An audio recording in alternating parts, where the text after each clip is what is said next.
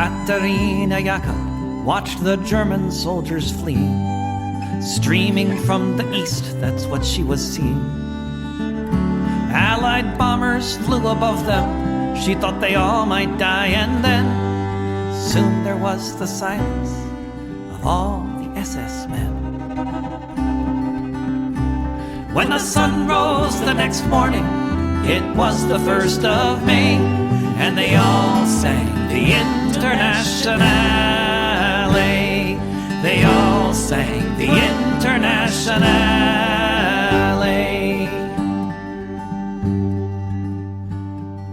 Katerina Yaka saw red flags flapping in the breeze above the Russian tanks, and she fell upon her knees.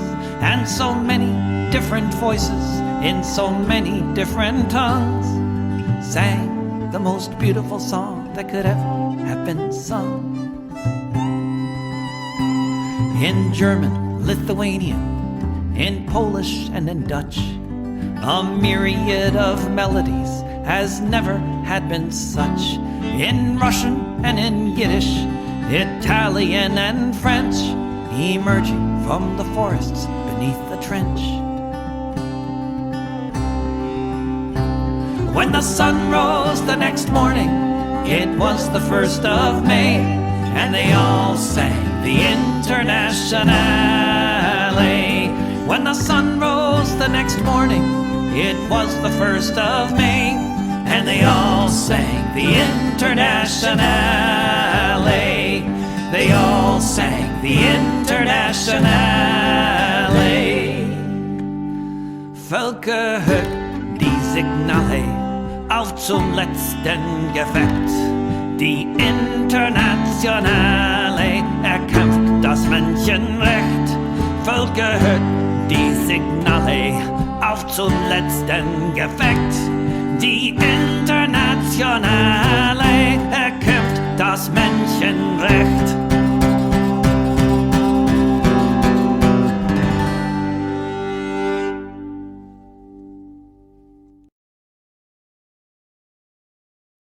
Hello and welcome to Revolutionary Socialist Review. This is Chris Driscoll.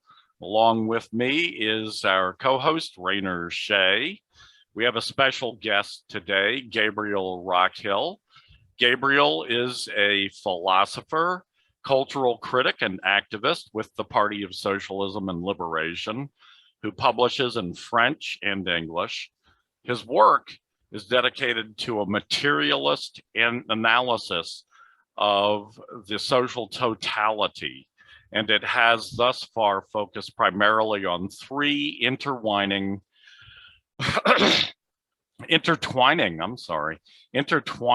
themes of history, politics, and culture. He holds master's, doctoral, and postdoctoral degrees in philosophy, the historical social sciences, and political theory. He is currently professor of philosophy at Villanova University, which I believe is near Philadelphia. He's also the founder and executive director of the Critical Theory Workshop. In addition to his many works in French, he is the author in English of Counter History of the Present, Untimely Interrogations into Globalization, Technology, Democracy, Interventions in Contemporary Thought, History, Politics, and Aesthetics, and Radical History and the Politics of Art.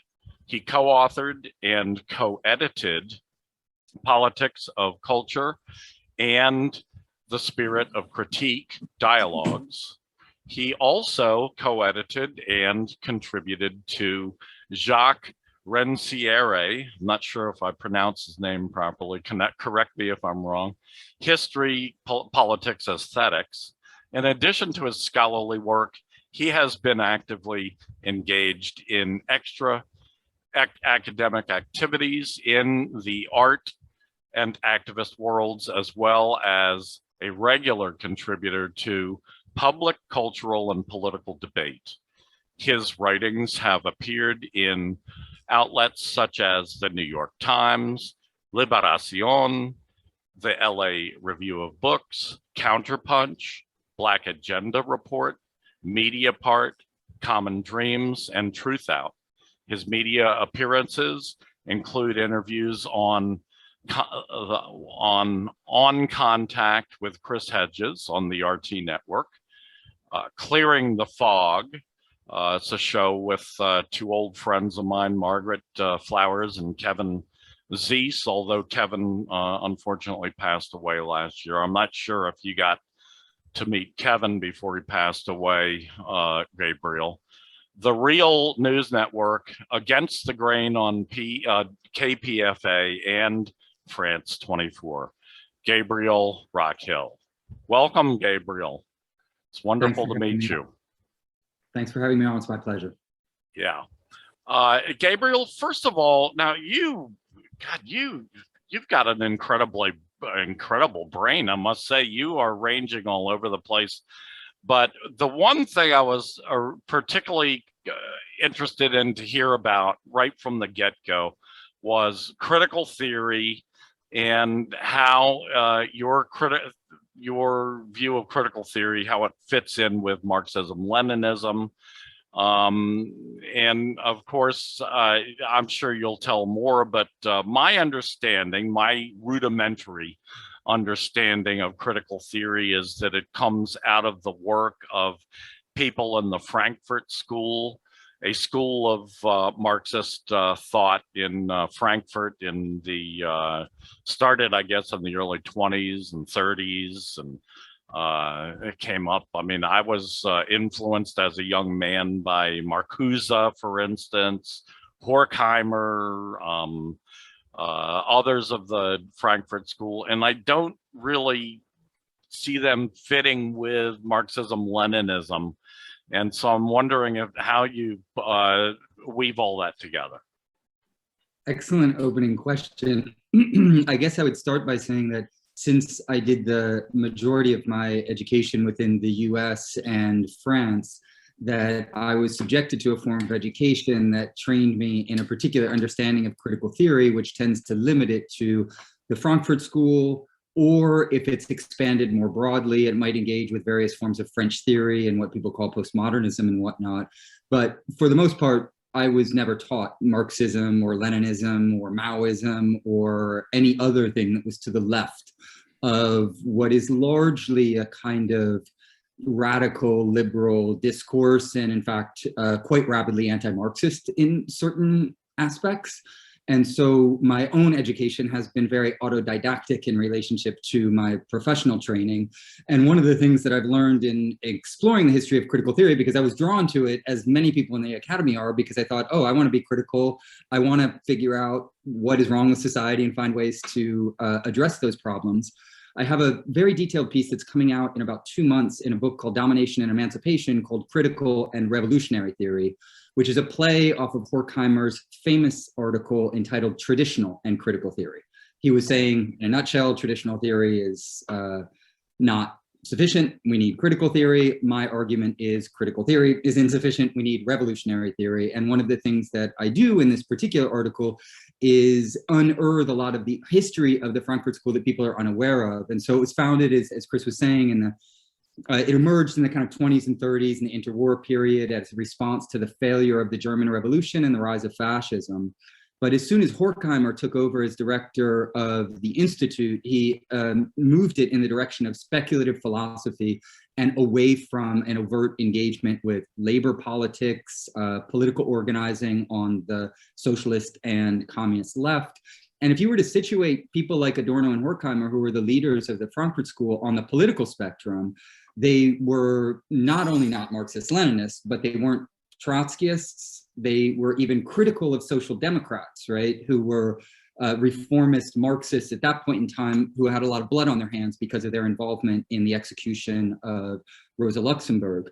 And not only that, but if you follow out this history, as I do in this particular piece, you see that they were against, for the most part, actually existing socialism. They were very critical of the Soviet Union, critical of China.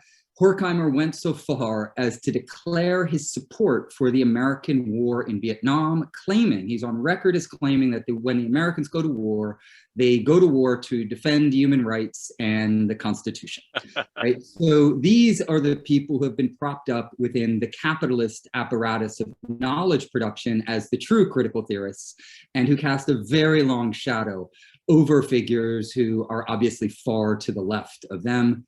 We could list them. There's so many of them, it's almost innumerable.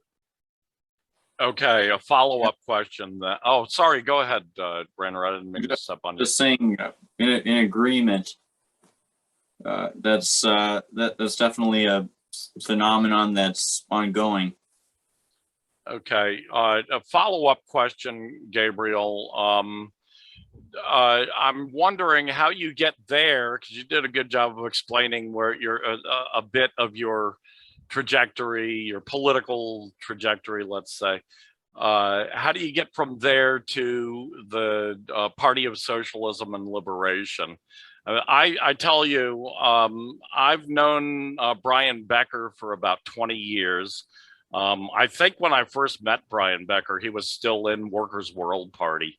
So I've followed Workers' World Party for a long time. I'm quite impressed, actually, both by Workers' World Party and by the Party of Socialism and Liberation. So is Rayner.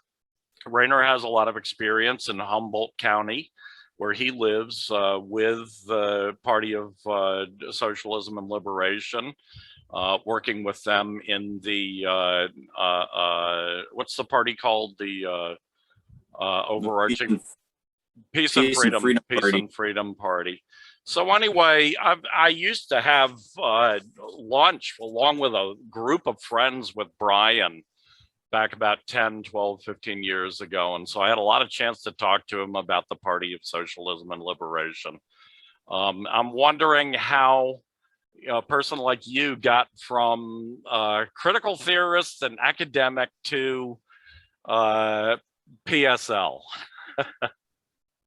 Great question. I think that part of it has to do with my own strange class background. I grew up on a farm in Kansas, and I spent decades working construction. And in that regard, I not only had a kind of visceral experience of exploitation and super exploitation, but also a deep-seated drive for a more egalitarian mode of social organization than the one that we're subjected to.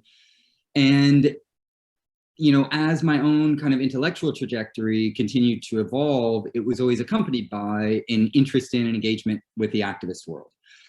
I wish that I had been in a situation where at Rayner's age, for instance, because I presume you might be slightly younger than I am, I had sorted things out. I admit that my own naivete, my own also seduction by the kind of careerism of the academy and other impediments made it a slower journey than I would have liked. It's also true that I didn't have any mentors, never taught Marx in any class. And a lot of the activist circles, unfortunately, because I was kind of coming up in the era of the dark ages in certain ways of communist organizing. And so a lot of the organizing communities that I was involved in, if it be in France or if it be in the United States, were on board with what I now refer to as the blackmail of the gulag, the idea that as soon as you try to instigate revolutionary socialist change, it's going to lead to these horrible terroristic consequences that are all, of course, a myth, you know, I found out later. And so I was surrounded much more by rad libs, by anarchists, some Trotskyists, and my political education was one of trial and error and experimentation. And I think it also had a lot to do with being open to and learning from a lot of younger people, and the fact that I, in my own activism, you know, a decade or so ago, I was still kind of cut off from the Third International and the importance of it just as an ongoing historical legacy. And it's a lot of the younger people in activist circles, particularly in Philadelphia, who have helped radicalize me in really great ways, because I saw that they were not hindered by some of the ideological elements that I was hindered by. And they were out doing things and changing the world in a way that was perfectly in alignment with what I wanted to, do as well. And so these are complex processes, but I guess all of that to say that it's not just subjective, it's the complex dialectic between my own subjective experience and then an objective world.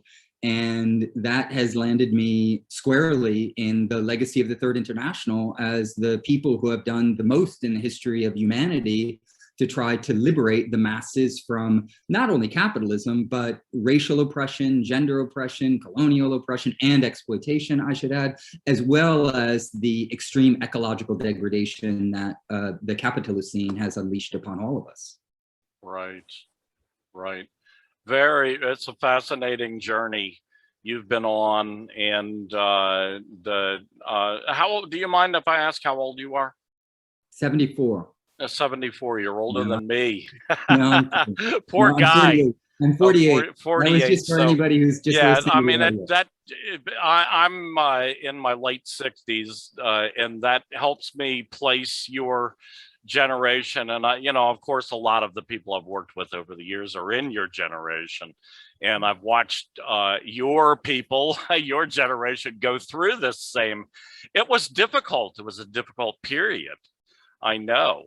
I mean, it was difficult for me. I started out as a Trotskyist and as a Marxist. I thought of myself as a Marxist-Leninist, and more I worked my way towards Marxism-Leninism. But I had a long period where I thought, oh, this Marxism-Leninism is revolution's just not working for us. I got to turn towards reformism, and I turned towards reformist things like the Labor Party with Tony Mazzocchi and the Green Party, and I had to go through a real those were like the dark ages, just like you say, Gabriel.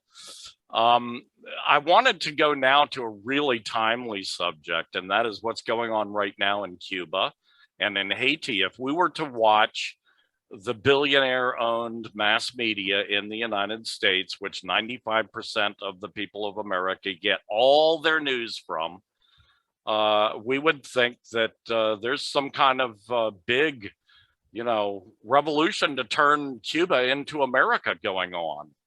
And in Haiti, chaos, havoc. The president, Moise, murdered, what was it, last week, about a little bit more than a week ago. So, from your perspective now, from your where you've landed, your platform, what's really going on in Cuba and in Haiti? Well, to understand these, of course, we have to situate them in the deep history of US colonialism and imperialist destabilization campaigns. In both cases, right? The case of Haiti, you can trace these back to the 19th century, even further in certain instances, but particularly within the 20th century, these have been regimes that have been propped up and backed by the State Department, CIA, imperial interests within the imperial core in the United States.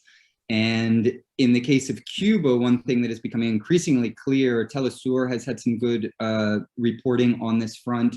So has the podcast By Any Means Necessary. This is an information war, right? It's now coming to light that there were a whole series of social media accounts that were created basically day of in order to use the hashtag SOS Cuba. There are all of the ways in which money has been just flowing into these destabilization campaigns in Cuba. I think one of the Cuban leaders just said it's something like 100, I can't remember actually the exact number, I'd have to check on it, but it's an inordinate amount of money that's being used for that purpose. And of course, the reason for this, particularly in the case of Cuba, because the cases obviously are quite distinct, because Moise is a dictator who's backed by the US. In the case of Cuba, it's a destabilization campaign that's trying to strangle actually existing socialism, because the last thing they want is a good example. And if we think back in history to what happened after the Bolshevik Revolution, you had 14 capitalist states that from 1918 to 1920 immediately invaded the Soviet Union, trying to strangle the red babe in its crib, according to Winston Churchill, and they failed. Right? This is a remarkable moment in history when the Soviets were able to fight them off. What did they do? They instigated a economic blockade in order to try to strangle the Soviet Union in the wake of this failed military campaign. What do you have in Cuba? Very much the same thing, right? And the limits that have been placed on Cuba were increased under Trump, and Biden hasn't rolled back any of those, right? So there's also an attempt under the contemporary conditions of the coronavirus pandemic to strangle the country that much more in order to then blame that strangulation on the victims of it. There's a great quote that from Fidel Castro, it was 40 years after the 1959 revolution in Cuba, where he said, they strangle us and then they complain about how we breathe. It's a great quote for summing up what's going on right now. Yeah, are there shortages in Cuba? Mm-hmm. Are there problems economically? Yeah, there are. Where do they come from? They come from the economic blockade, which is an act of war against an actually existing socialist state, right? Right. The case of Haiti, there's still a lot of unknowns, right? These are Cuban mercenaries. Colombian mercenaries for the most part. There are ties to the U.S. There's a whole series of fishy things that are going on, and it's unclear to me exactly what is happening. If you have additional news that's come out today, I'd love to hear it. It reminds me a little bit of what the CIA did with Trujillo years ago, where he was their man, and then they decided he wasn't their man anymore, so they hired thugs to kill him. And this is part of the kind of deep history of national security state operations. I would be surprised if there weren't certain elements of the US national security state that at least were either aware of or connected in some way to what was going on. But again, we just don't know enough at this point in time to, I think, say anything definitive, other than the fact that the US is gunning for quote unquote humanitarian interventions in both cases, right? Right. The mayor of Miami this morning called for the United States to launch air attacks on Cuba. So that's the latest thing I've seen in the news. But yeah, you did a good job of summing it up. I, of course, also immediately thought in relation to Haiti and to the assassination of President Moïse, I thought of Frankenstein's monster, because we've seen Frankenstein's monster with the American empire playing the role of Dr. Frankenstein, and the victim country playing the role, or the dictator installed by the Americans in the victim country playing the role of Dr. Frankenstein's monster. We've seen that over and over again. We saw it in Panama. We saw it in Iraq with Saddam. Those are two cases where Noriega was a CIA asset, where Saddam was a CIA asset. But at some point, the monster turned on the creator. We saw it, with Al-Qaeda. For Christ's sake, the Americans created Al-Qaeda and the Taliban. And yet Al-Qaeda attacked America on 9/11/21. Not 21, 01, 9/11/01, 9/11/2001. So yeah, we've seen that so often that it's impossible for those of us who follow history, for those of us who are Marxist-Leninists, not to think of that in relation to Haiti. Although you are correct, there's a lot that's still unknown. Things will come out undoubtedly. And we'll see what we can see. Rainer, your thoughts? Oh, well, I'm wondering what Gabriel thinks of social fascist theory, because Christopher was just describing something that really reminds me of social fascism, where he assumed, because of the prevalence of reformist politics, that he therefore ought to gravitate towards reformist politics while rejecting actual revolutionary politics. And this made me think of the social fascist theory that the communists came up with in response to the murder of Rosa Luxemburg and the other communist leaders in Germany. I wonder what your thoughts are on that. Yeah, I mean, it's an important moment in the history of global communist organizing when the International took the position that the Social Democrats, particularly in Germany, who had been not only responsible for killing Luxemburg and the other leaders of the Spartacus uprising, but also had, at least in their view, aided and abetted the rise of fascism by maintaining this a kind of reformist position, as you say. Of course, the Comintern did end up kind of breaking with that position in 1935, the Seventh World Congress. And there was the famous statement, and speech made by Dmitriev, where they decided that it was important not just to organize a united front against fascism, meaning a unified front on the part of those who are anti-capitalist, but also a popular front that would include liberals and progressives of various stripes. And so I do think that that larger context is really important for the critique of social fascism, because as dialecticians, it always depends on the precise circumstances, right? And if we're in a situation where it makes sense to work with, in a popular front logic, people who would be, liberals or anarchists or others, that can make sense tactically, but not strategically, right? And this is one of the strengths of the Bolsheviks' position in general, is always distinguishing between tactics and strategies. So we can use the electoral system, we can even work with other parties, and in fact, according to Lenin, we should do that.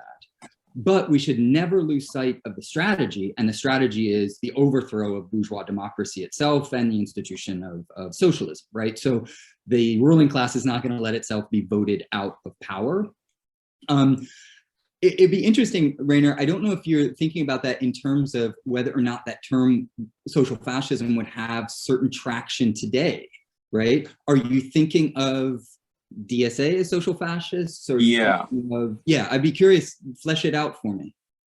Yeah, well, it's pretty apparent in modern America, with all of its other parallels to the lead up to Nazi Germany, that the social democratic organizations and politicians that have been leading this progressive movement in recent years, all the red flags are there for them to fulfill the same role that the Social Democrats in Germany did.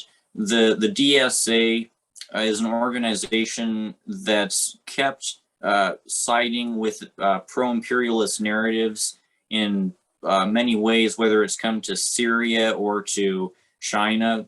I remember one post from them that took the neither Washington nor Beijing position when it's come to even places like Cuba and Nicaragua, where I remember a couple of years ago there was this DSA high market sponsored socialist conference that the Gray Zone reported on, that promoted regime change advocates, like regime change operatives, who claim to oppose the Nicaraguan and Cuban governments, also the Chinese government, because they're supposedly anti-socialist, when it's not like this reformist social democratic agenda that they're pushing forth is able to bring about socialism. So the only function that they're serving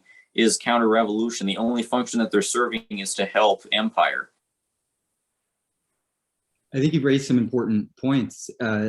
Obviously, DSA, or the kind of left, if you want to call it the left wing of the Democratic Party, or the more progressive elements in the Democratic Party, are all pro-imperialist, right? So I would just qualify that in relationship to the social democracy that we saw in the interwar period in Europe, that this is a very Yankee version of social democracy, right? So this is actually a social democracy that's well to the right of a lot of what you saw at that point in time, because you had self-avowed Marxists who were social democrats in the 1920s and 1930s, and the Squad and these other figures that we're alluding to, or Saunders and whatnot, obviously they are quite anti-Marxist. It's also true that internally, right, it's not only US imperialists, although the wars on the internal colonies of the United States that these parties and these factions of these parties are also invested in, right? If it be the war on Black America, or the war on the poor, the war on the working class, the war on the indigenous population, et cetera, they're all on board for all of that.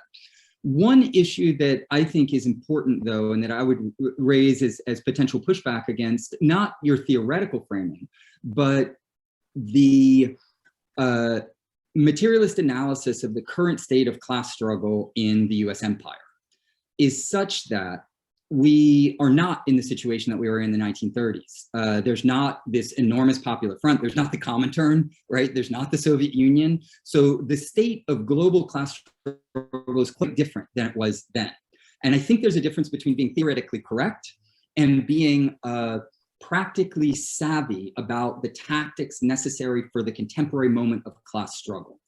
The reason that I say this is, of course, these are important lessons from the Third International, but also because in a strange and very difficult way, and this is also, it overlaps with the deep tradition of revolutionary optimism and revolutionary love. If we don't want to be voices screaming in the desert, content with our theoretical correctness, and we want to bring people into the movement so that we can build real power, we have to find tactics that allow us to do that. And one of those tactics can be taking people from the false left, the pseudo left, and radicalizing them, turning them into revolutionary subjects. And in that regard, the use of terminology like social fascism, I think, has to be situated in the precise moment of class struggle, right? If we're going out and declaring DSA as social fascist, while that might be theoretically true, and I agree, I think that we're in overwhelming agreement on the theoretical assessment, practically speaking, I wonder about the ways in which that as a tactic would actually be counterproductive for what it is that we're struggling for, right? And one of the difficult things about being revolutionaries is you often have to deal with these contradictions, right? If everybody was a Marxist-Leninist, we wouldn't have to deal with this, but we do have to deal with it. So I'd be curious if Chris or Rainer, if you want to come back at me or disagree with me, by all means. Yeah, it sounds like you're justifying, in a sense, the approach that your party, the PSL, has taken towards these reformist social democrat groups, which is not really to antagonize them, but to try to recruit from them. And I think you've argued that really well. I think you've changed my perspective on it a little bit. You've urged me to exercise caution when it comes to tactics, to not try to not alienate, if I can help it, these people who really all I want to do is radicalize them. And I'm expressing my frustrations by bringing up social fascism. And I don't know if you agree with the position that Brian Becker took in 2020. It seems like he was willing to have the party be open towards backing Bernie Sanders if Sanders were to win the primary. And it seems like that reflects this approach of not trying to alienate social democrats, but trying to recruit from within their ranks so that we can turn them into what we've become. Absolutely. I mean, I think it's, and again, we could look at the deep history of the communist movement, which Brian knows very well, and identify moments where this has happened. Like when I was referencing the 1935, the Seventh World Congress of the Comintern, this was an important shift because it meant that instead of, and Dmitriev says this very clearly, not only says it, but this was the practical project, right? This wasn't just a theoretical project, that in developing a united and popular front, the point is to develop it from below, not from above, right? And what that means is we've got to tap into the rank and file of DSA. We've got to tap into the rank and file of all the Saunders followers and other movements that are like that, and demonstrate to them what the leadership of a truly socialist movement looks like, and bring them into this project rather than alienating them by calling them names, in short. You know, I'm kind of simplifying what you said, because again, theoretically, I think we are in a lot of agreement. And that project of bringing people in is focused on the practical aim of building power for the movement, rather than, and this is a big criticism that I have of ultra-leftists, of Trotskyists and anarchists, or some of them, not all of them, of being theoretically right while being practically wrong. Meaning, yes, they are, you know, correct in their analysis in certain cases, but they're wrong in the ways in which they practically apply that analysis. Of course, criticisms of Trotskyism and anarchism go further than that, but that's one element that I think is particularly problematic in those traditions. Right. Well, I've never called DSA a social fascist organization, but I have often said that there were individuals and factions in DSA that are social fascist. So I make that differentiations. I mean, I have very good friends who are members of DSA who say that they are Marxist-Leninists and work within Marxist-Leninist caucuses within DSA. So, you know, I have that to deal with as well. And I don't think of them as social fascists. It's a complicated. I was really disappointed when I read Brian's article on giving critical support to Bernie Sanders in the primaries. That's not something I would do or something that I agree with, especially with Sanders, who's been quite open in his pro-imperialism and his support of imperialist projects. So you know, that was a bridge too far for me.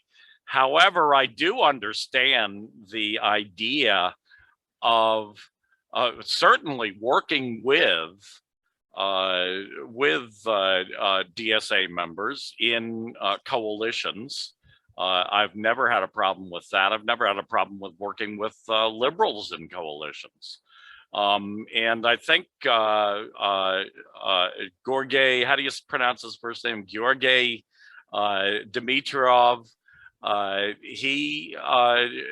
His point that he made in that, I've read that document that you referred to, Gabriel, on a Popular Front and United Front and so forth.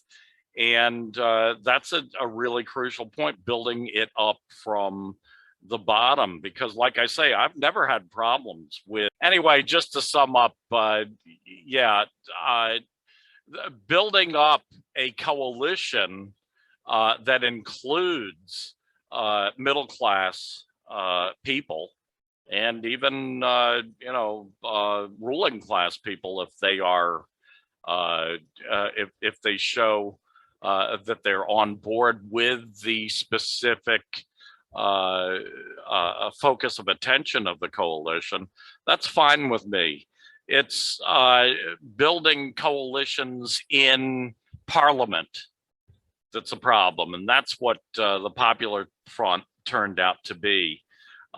Especially in the United States, we've seen Popular Front used as a way to gut workers' parties, working class parties, to marginalize and practically push us off the board.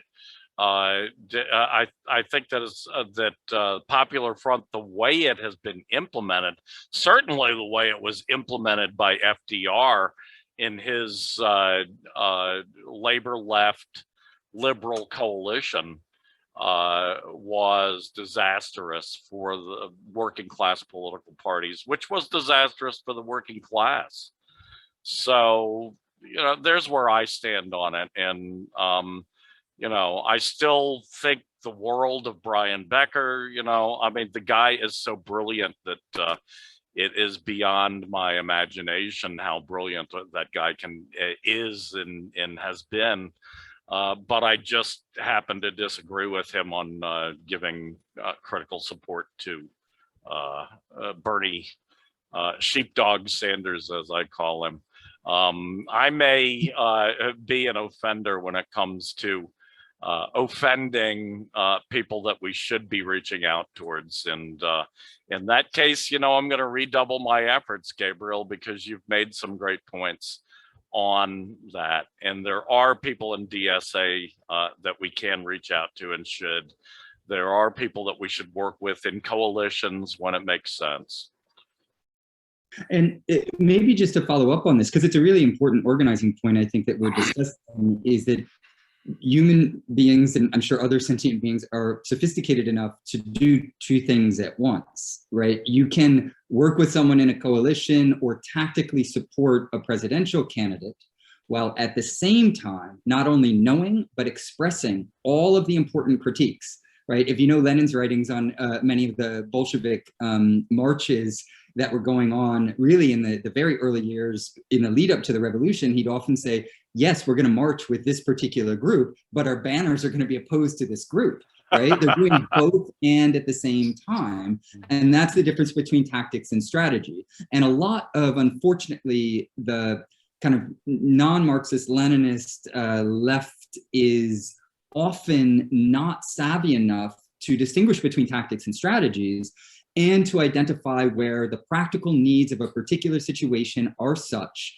that principles, intellectual principles, need to be made secondary to the workings of the situation, right? The reason that we had the Soviet Revolution and that we had the Cuban Revolution is because they weren't following just, absolute principles.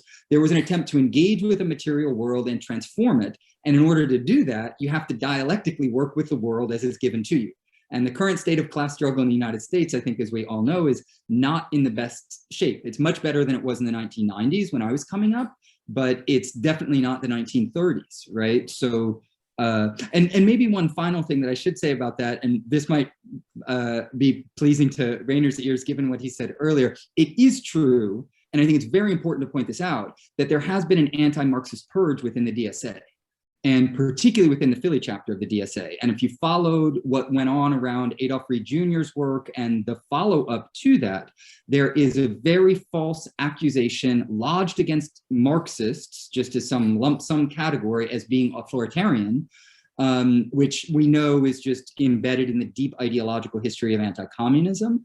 And so again, I don't think, even within the DSA, there's class struggle, right? And I think a lot of the Marxists, from what I've understood in the Philly chapter, have either left or have been marginalized in various ways, right? So that's also important for us to know, so that we can say to other people in the DSA, hey, this is going on, why don't you come over to our team, because we don't do that. Like we don't purge Marxists. Yeah.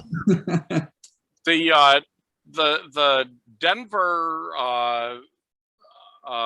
organization of PSL, Party of Socialism and Liberation, was involved in activism last year, opposing the police shooting of George Floyd. And at one point, the activists from the PSL, along with a few thousand, from what I understand, of other people, surrounded a police station. They were demanding I think, the closure of the police station. The police claimed that they felt like they were kidnapped. And later on, they arrested these 4 members of the PSL and charged them with kidnapping. Originally, I'm not sure if that's still holding. And from what I understand, those valiant communist fighters for justice and liberation are still under the gun, under indictment, Can you fill us in on that? And then take us into your writings on fascism and where you think we are with facing fascism, dealing with fascism in the United States and in other Western plutocracies. Well, very quickly on the case that you point to is highly significant because of the fact that these were organizers who were exercising what is supposed to be a constitutional right within the United States, and they were clearly targeted, and there was a campaign run against them, and the charges were completely trumped up and ridiculous, as you say, kidnapping when they were just organizing a protest outside of a police station. From what I understand, as of, I believe it was in April, the felony charges have been dropped. This is as well, just as a side note, in order to connect this to the deeper history, we know that socialist organizing in the United States is extremely difficult to do because going back to COINTELPRO, the Palmer raids, and you could trace this all the way back, there's been a constant use of state power as well as vigilante power in order to not simply discredit leftist organizing, but to try to crush it in various ways by making the life of protesters too difficult to maintain, throwing them in jail, in prison, killing them, etc. And so this is just one of the latest manifestations of the ongoing militant anti-communist state repressive apparatuses orientation. And so we should be very obviously vigilant about this, and both PSL and a lot of other organizations hit the streets and mobilized around this. And I think that's a big part of why these felony charges were dropped. This is not unrelated to a lot of the research that I've been doing on fascism. Most people will date fascism from the interwar period with the rise of Italian fascism. But there are too many people who are unaware of the fact that there were fascist movements in every capitalist country in the wake of the Great Depression, and that much of the fascist organizing that was being done was both a reaction to the threat of the Soviet Union and a threat to communist revolutions in other countries, as well as being a project that was astroturfed, meaning that it was bankrolled by the corporatocracy in order to be made to look like a grassroots movement from below. And in that regard, that deep history of fascism is something that isn't simply exceptional and happened in Italy or happened in Germany. It is a major facet in capitalist social relations. Within the interwar period, there were specific forms that fascism took on, and I'd be happy to talk about those, but it's also important to recognize that those specific forms are linked to a deeper history of colonial violence and primitive accumulation, and that many of the structures of coordinated state and parastate violence being just like vigilante violence or organizations that are parallel to the state, much of this violence that you see in the deep history of colonialism and imperialism resembles very much so what you see in interwar fascism. And so one different way of understanding interwar fascism as it emerged is simply a conjunctural manifestation of the repressive forms of state and parastate violence that are integral to the imposition, maintenance, and intensification of capitalist social relations. M.A. Césaire, Domenico Lo Sordo, and others have pointed this out, right? Césaire famously claimed, why do we call it fascism when they build concentration camps in Europe?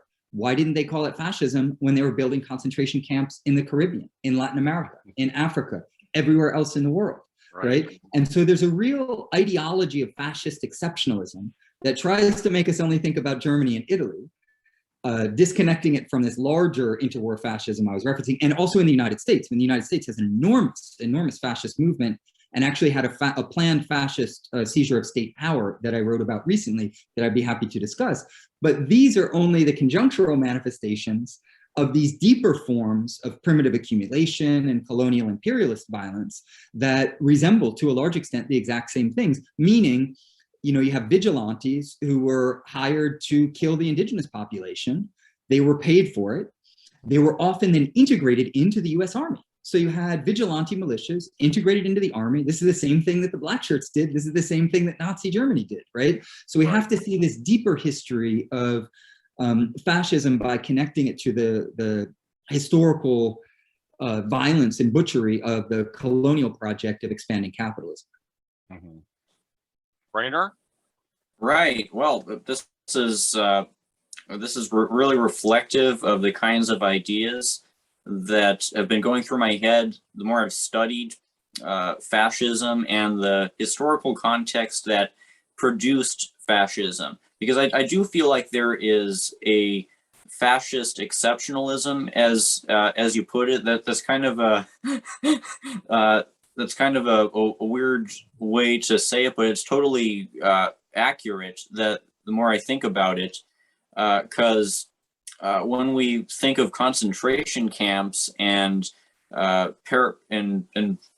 militias and all of these evils of fascism, we often don't think about how colonialism and capitalism and imperialism have always included these aspects from the very moment that Columbus landed and started killing indigenous people.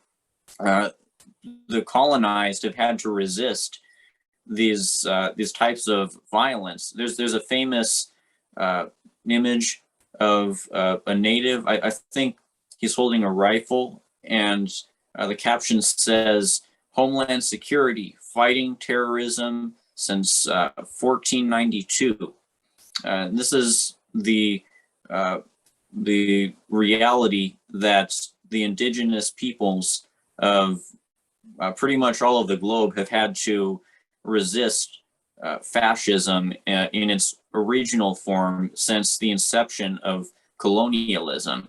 I think it was Frantz Fanon who said that fascism is only colonialism brought home. And in America today, we're seeing an interesting manifestation of this phenomenon where, as U.S. imperialism declines, U.S. imperialism's forms of violence abroad that is exported abroad are getting brought home, like with these paramilitaries or with the Israelification of U.S. police forces.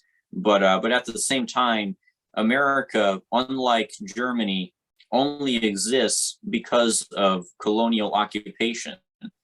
So colonialism has obviously always been present here. And what's happening is colonialism's violence is getting more pronounced, and it's impacting more and more of the US population. Okay. I was hoping to move on now, get a couple of other, first of all, I understand, Gabriel, that you're working on a new project, a book that is provisionally titled "The Intellectual World War: The CIA's Failed Attempt to Kill the Idea of Communism." This is something I'm really looking forward to reading. I will run out and buy it, or run to my computer and get the ebook version of it as soon as it comes out. And it's something that I've read a little about, and we've talked a little about on this show in the last couple of years, the role of the CIA in creating organizations that were aimed at sucking in the youth, first of all, young college youth intellectuals, and sucking in, more importantly, the left intellectuals around the world, and attempting to turn them against Marxism-Leninism. So wonder what you could reveal about this coming work, if anything. Yeah, it's a book that I've been working on for quite a while now. So there are a few articles circulating. Like, I wrote a piece called "The CIA Reads French Theory" that looks in particular at a document from 1985 that was released, in which we see that they had a vested interest in what was going on in French theory and were very supportive of the Annales School of French structuralism, as well as of a group called the Nouveaux Philosophes, which is the new philosophers, because of their anti-Marxism, right? So they were not only keeping tabs on the intellectual world, they were intervening in it quite concretely and materially. And this actually comes back to kind of full circle what we were talking about at the beginning when you asked me how I went from kind of critical theory to an engagement with the Party for Socialism and Liberation and activism in the Marxist-Leninist world, because in coming to terms with the objective forces that were training me as an intellectual, I began to wonder very early on why there were certain things that were just being excluded and why there were particular dominant discourses and which intellectuals became part of the star system, including the so-called Marxist intellectuals, which are usually intellectuals who drown out the Marxist-Leninist tradition in favor of discursive pyrotechnics and merging or attempted merging of Marxism with metaphysics. There's a lot more that could be said about those particular figures, but in the research that I've been doing, there's a lot that I've discovered that kind of runs the gamut from the Congress for Cultural Freedom, which is a very important front organization that the CIA set up. They actually had offices in 35 countries. I mean, this was an enormous operation. It was headquartered in Paris. They published a dozen prestige magazines, and these were the leading magazines in multiple different languages. They were running 2 in Latin America, 1 in India, a number in the Anglophone world. They had Der Monat in Spain, in Germany. They had Preuve in France. And these cutting edge journals served as focal points for propping up what they refer to as the non-communist left or the compatible left, right? And this overlaps obviously with what we were talking about earlier. The idea was they wanted to make intellectually prominent as the most critical thinkers of the day, the most radical and interesting figures, those who were actually anti-Marxist or were mildly Marxian, but reformist enough and kind of rad-lib enough that they maintained the kind of, consensus that we should stay within the liberal fold. And they used not only their journals, but also the mighty Wurlitzer, as Frank Wisner referred to it. This was all of their press contacts, right? Literally hundreds, if not thousands of journalists who were working directly for the CIA, and all of the press outlets that they took over, including ones that they were running on their own, and press services like Forum Service that they were running on their own, meaning it was CIA. They just weren't saying that it was CIA, and it was like AP, right? They were just putting out news feeds for everywhere in the world, getting it translated into tons of languages, etc. They also had their hand in the book industry. They organized extremely high-profile intellectual conferences. So some of the figures I mentioned earlier, like Horkheimer, Hannah Arendt, they were participating in these conferences. And when I say high-profile, I mean almost tens of thousands of people. These were incredible conferences that were translated into multiple languages and that were covered in Time magazine and in the newspaper, right? These weren't small academic conferences as people like myself are used to at this point in time. They were enormous. They also funded art exhibits. They coordinated performances and concerts. In fact, part of my early research that got me into this was the role of the CIA in funding and supporting the New York art school movement in the wake of World War II, and their connections with MoMA, with the Whitney, and with the power institutions in New York City that control the kind of cultural matrix of the art world, and really became the center of then the global art world that was displaced from Paris, which had been that prior to that point in time. And so what I'm interested in this book is to delve deeper into this history and to demonstrate that obviously the CIA isn't simply a paramilitary organization that has been involved in death squads and overthrowing governments and targeted assassinations and other such things. They've also waged both a cultural world war, which Francis Stonor Saunders has an excellent book on called The Cultural World War, I believe. They had 2 different titles, and the original title was Who Paid the Piper? But they changed it when they published it in America. But there was also an intellectual world war. You mentioned Frantz Fanon before.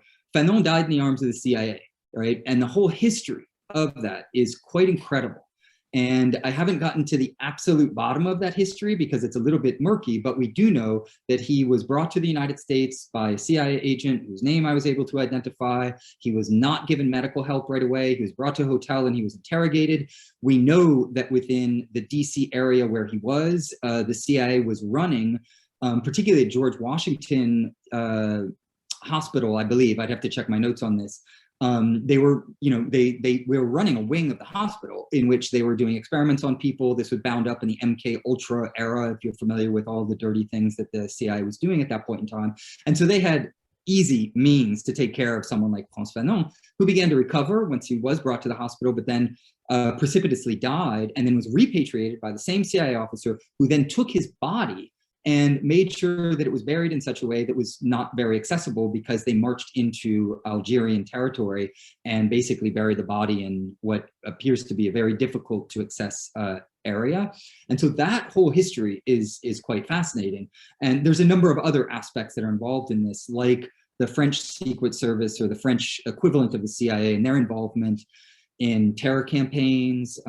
Operation Gladio, if you're not familiar with Operation Gladio, is the terror campaigns that were being run in Europe and blamed on communists. And it's since come out that these were right-wing fascist organizations set up, supported, and backed by the CIA and MI6 in order to run terror campaigns against the civilian population and then blame it on communists so that they could run law and order campaigns and round up all the communists and socialists and throw them in prison. And so all of this, the intellectual world war that I'm looking at is not just the war on intellectuals, but the war on the mind. And a war on the mind that tries to manage people's understanding of history, people's understanding of what communism is, but also their understanding of what a purported liberal state like the United States is. I could say a lot more about this. I'm just trying to sum up quickly, but I'll stop there. Okay, well, just to follow up,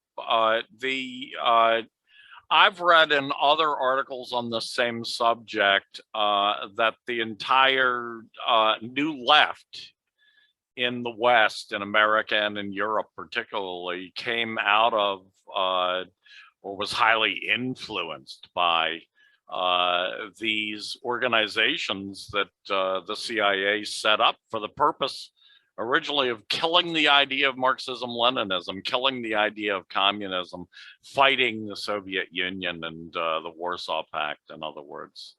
So is there any aspect of that in your, what will become your work?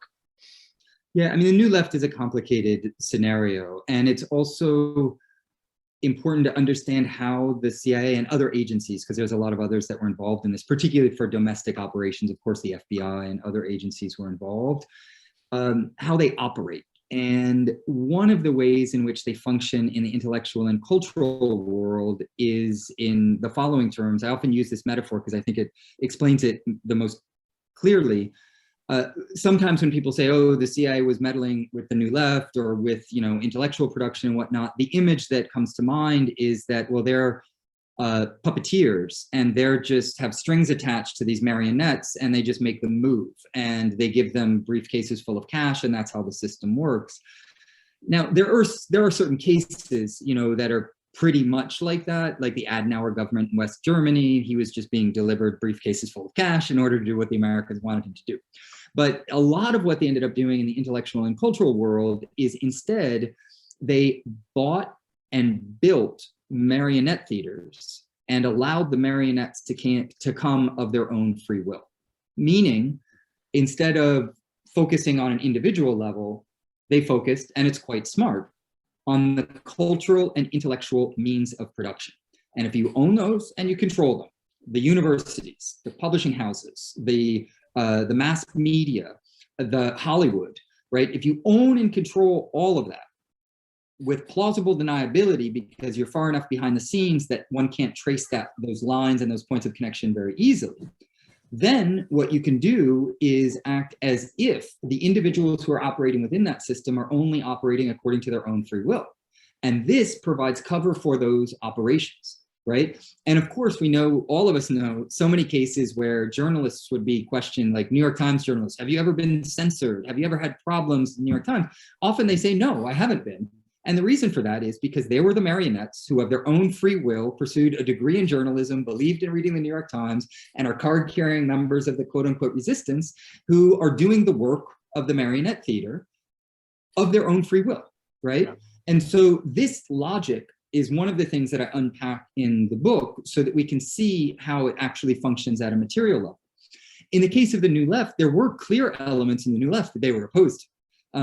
Because of the ways in which, and it depends on how we define the old and the new left, but some of the more radical and insurgent forms of organizing that were being done, that were calling out the US state for its imperialism, for its involvement in the war in Vietnam and other such things, were not particularly productive to their interests, right? Yeah. But in their internal documents on May 68, as it developed May, June, 68, 69, 70, it was an ongoing world revolution for that matter, or attempted revolution.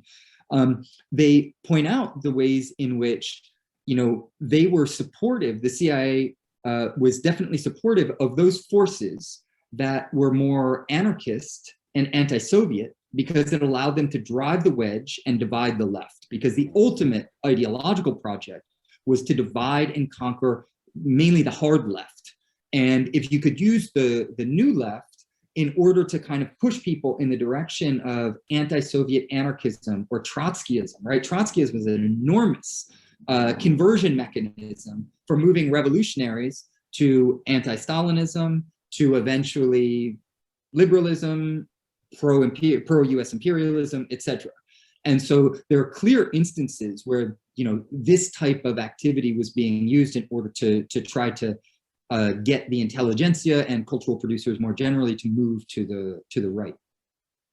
Right. Chris, did that address some of, or maybe? Yes, it did. Yeah, no, I think that illuminates some of what I'm looking at, and I really look forward, as I said, to the rolling out of your book here.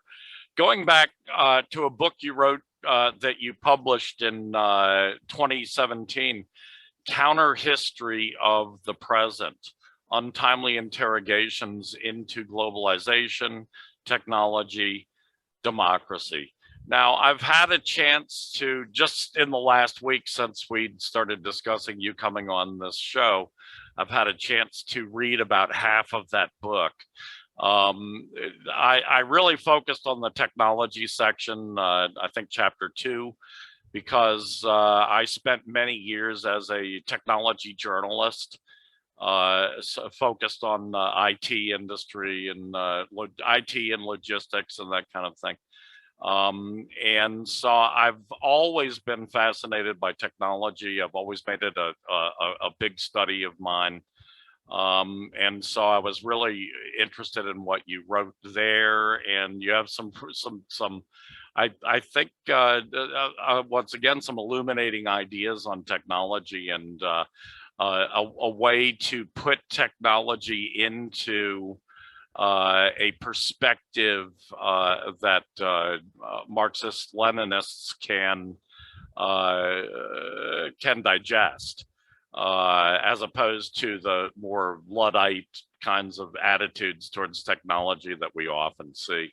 So I was interested in that, and anything also on globalization. I started on the section on globalization, and democracy I haven't gotten to yet. That's the last chapter, I think.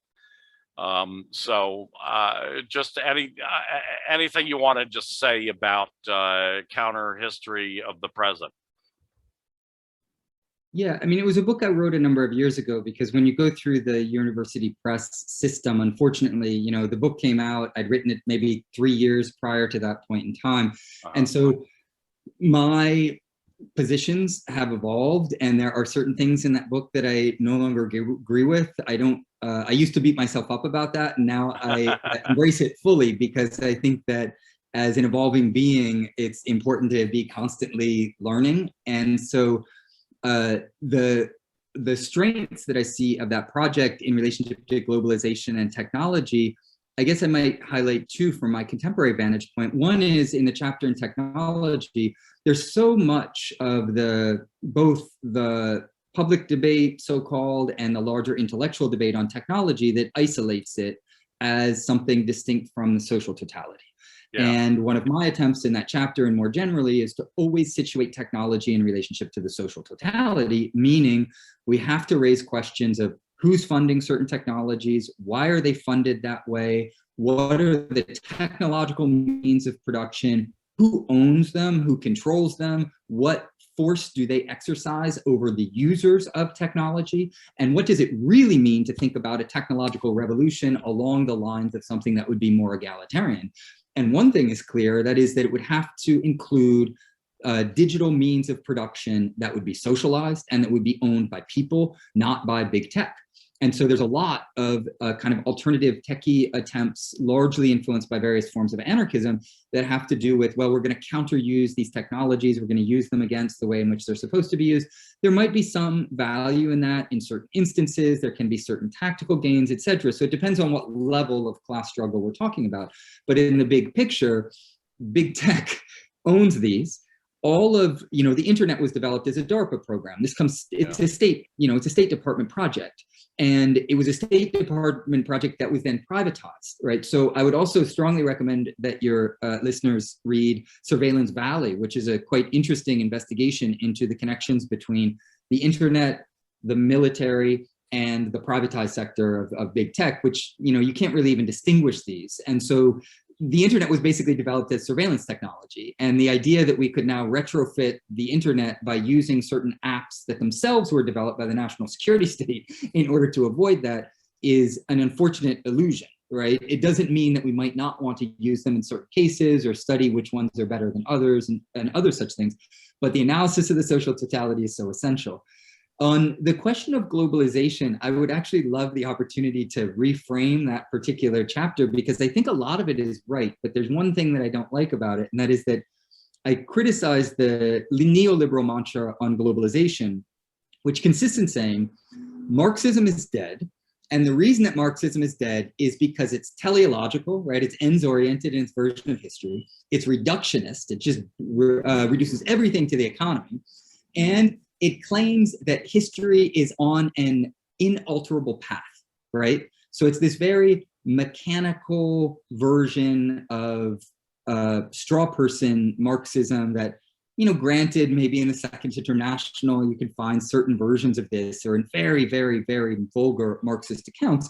But of course, this isn't a description of what Marx and Engels wrote, or of what you find in the Marxist-Leninist tradition in general. You find critiques of all of those throughout in various ways, and nuanced critiques thereof. And so this neoliberal mantra that Marxism is dead is based on a criticism of Marxist historiography that is actually an excellent description of neoliberalism and its account of history. Because the neoliberal mantra will tell us again and again, we're on in determined march of history in which market forces are driving everything, and there's an end that, in the words of Fukuyama, is now already kind of behind us because we're already there, but the end is the kind of pseudo-democracy and capitalism spread around the globe, right? So actually what you have is a classic case of liberal projection, right? Where you have very vulgar and reductive historical models, and you project them on your enemy, which is Marxism, and you say, oh, these people are doing all these bad and reductive things, and you can allow yourself to do that because they don't actually read or engage seriously with Marxism or actually existing socialism. So I think the core of the argument is right. I would just like to append to that it's a classic form of liberal projection, which is the same thing. I'm sure you've heard this before, the idea that Marxism is this white male thing that's only concerned with white workers in the global north or whatnot. This is another case of liberal projection, right? Liberalism is that. Like, liberalism is in bed with a racist project. It always has been. All of its ways of addressing racist violence are actually ways of shoring it up materially. And they're the ones who have also been on board with forms of gender oppression and gender super exploitation.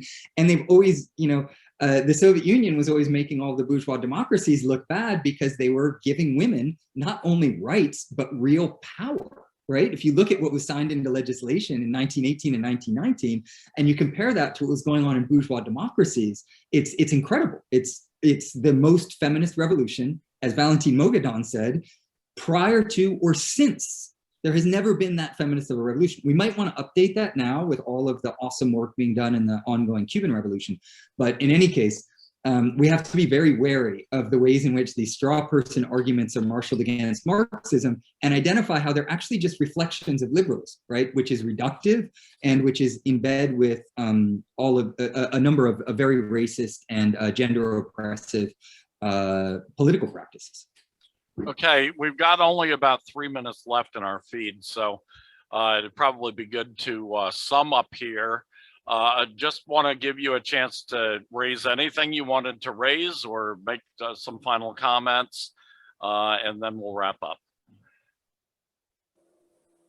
Yeah, I mean, I don't know if I have any final comments except for, the conversation has been quite wide ranging, but I think that's with good reason. And in fact, when you introduced me, you said, oh, you're interested in a lot of different things, which is true. And I used to feel a bit chaotic and dispersed in that regard, but actually it makes perfect sense, right? As sentient beings, rather than being disciplined into particular areas of expertise in which we only do one thing, we should, I think, encourage an analysis of the social totality, which requires knowing as much as one can about political economy, about sociology, about third world liberation struggles. It's a big and complicated world out there.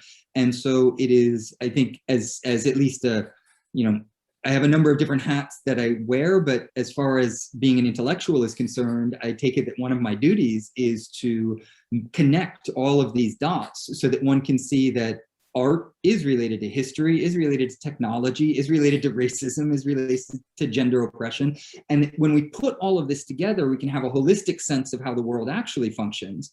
And it's through this holistic sense that we can best identify the interstices in that system that can function as bracing points for leveraging that system in a revolutionary direction, right? Because we need the holistic analysis of the social totality so that we can transform that social totality in the direction of a much more egalitarian socioeconomic world order. Okay. Yes. Thanks so much for coming on. Yes, and thank you, Rainer, for your great, as always, enormous contributions. Thanks so much, Gabriel. I've had just a marvelous time speaking with you. It's been a real thrill for me. And want to thank the listeners for tuning in as usual. Come back again next week where we'll have another episode of Revolutionary Socialist Review. Until then, I bid you all a sweet adieu.